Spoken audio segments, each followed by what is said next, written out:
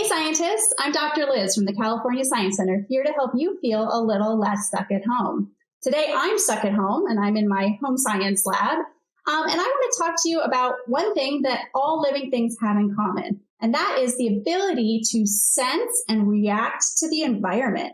Right? And this is really important, right? Because if you are a creature out in the world, you have to be able to sense the environment to find food, to run away from predators, to go get warm if it's too cold outside. So this ability to sense what's going on and react is really critical for all living things and their ability to survive.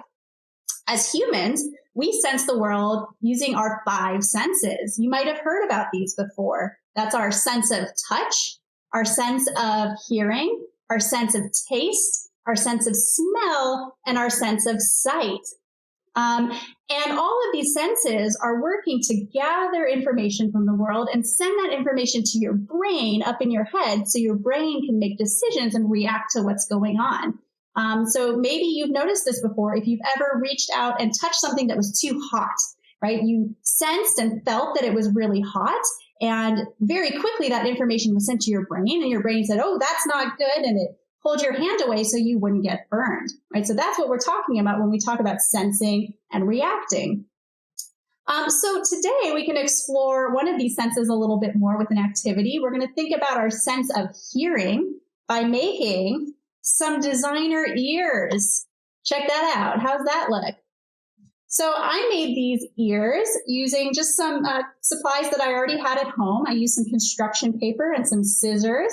And all I did was roll this one up into a tube and put some tape to hold it together. It's voila, a designer ear. You can get creative and make different shapes. Here's another ear that I made. Again, I sort of rolled up some paper just a little bit differently, put some tape here, and then cut out a nice shape so it would look, I don't know, kind of like maybe a bunny ear. I guess that was my inspiration for this one. Right? And you can try on these different ear shapes. Ooh. And kind of check out how that changes your sense of hearing. Wow, everything suddenly is much more echoey when I have these giant ears on. And you can get really creative with this. You can use any crafting materials you can find around the house, different materials. You can even decorate them. But the point here is that we want to kind of look to nature for some inspiration to design different ear shapes to see how the different shape of these ears changes how they help us hear.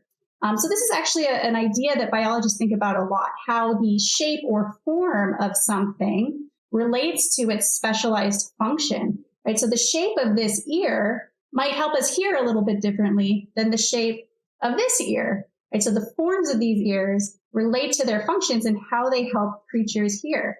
And that makes sense because different creatures might have different needs. Some might need to be able to hear a predator to run away. Some might need to be able to hear things through echolocation, sending out high-pitched sounds. And so the different shapes of their ears can help them hear things at different loudness, different frequencies, depending on what that specific animal needs. So nature is full of these examples of form and function, and we can look to that for different ear shapes. But scientists can also get inspiration from nature in all kinds of ways to develop new technologies. This is actually a sort of line of research and engineering called biomimicry, because we're mimicking biological things. And there's some really cool examples of this out there. So one example of biomimicry is the high-speed bullet train in Japan. The shape of that train was actually inspired by the shape of a kingfisher bird's beak. The beak of this particular bird is shaped so that the bird can dive into water at high speeds without making any splash. And so making the train shaped kind of like that beak helps the train go through tunnels at really high speeds more easily. Scientists and engineers can also look to things like shark skin and make materials that help boats and people move through the water more efficiently. And there's all kinds of other examples of this.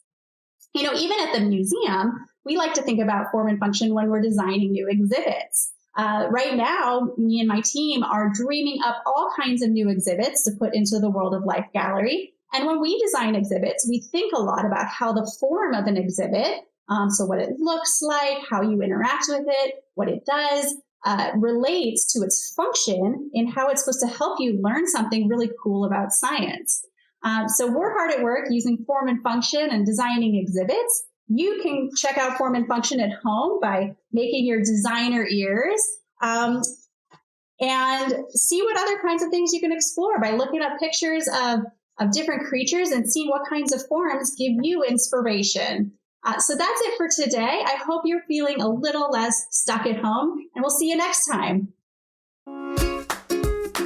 Be sure to visit our website Monday through Friday at 10 a.m. for more stuck-at-home science activities.